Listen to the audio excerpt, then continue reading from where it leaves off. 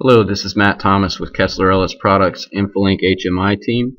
We're going to put out a couple of quick videos highlighting some new features for Infilink.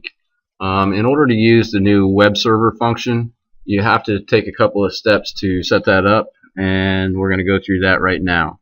So in your control panel, under Programs and Features, we're going to go to Turn Windows Features On or Off, and what we're looking for here is to activate our Internet Information Services. So we'll wait for the list to populate, and what we're looking for is Internet Information Services. Not all of these features are necessary. As you can see, most of these aren't checked. There are a few, but the most important one is this one here, the Internet Information Services Hostable Web Core. Just make sure that is selected, hit OK, and it will activate that feature for you. So once you set up the ISS, the way to use the web server function is as follows here. So I've just started a new project in Infilink, brought up a new window, and I'm just going to add a couple things to it here. We'll just do a poly, and we'll just name that a poly. As you can see, you could change border, interior color, you can do gradient fills, a number of things.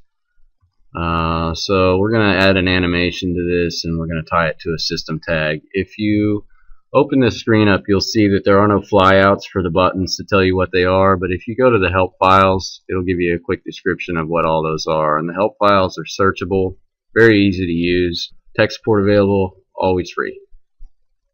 So what we're going to do is we're going to tell this thing to rotate, and we're going to tie it to the seconds tag.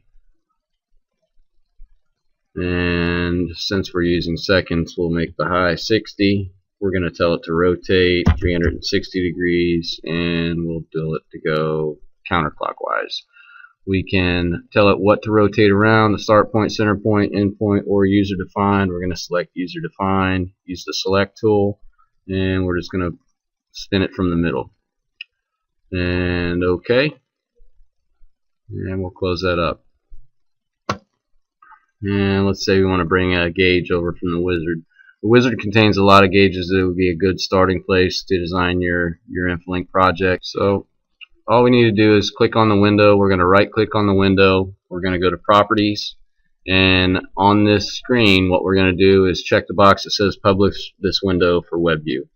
So we're going to check that, hit Apply, OK, and under Tools, we're going to publish the project. It's going to tell me to save it first, so let's do that first.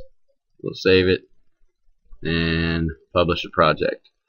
It's going to give you a couple other options here. You know, you can add a background view, you can scale the size of the page when it comes up, add text, things of that nature. So we're just going to go ahead and hit OK. It's going to give you a directory path for where that is, and you're just going to copy that, and this is what we're going to put in our IIS. So we're going to go back to the control panel, under all control panel items, administrative tools, we're going to find our Internet Information Services, and under your PC you'll see sites. We'll click on sites, default websites, and over here on the right you get a tab for advanced settings. We're going to click on advanced settings, and the physical path, this is what we're going to paste in here, and hit OK. Now that page should be viewable on our web browser, and the web browsers that are supported right now are Mozilla or Chrome. So we'll go and use Chrome,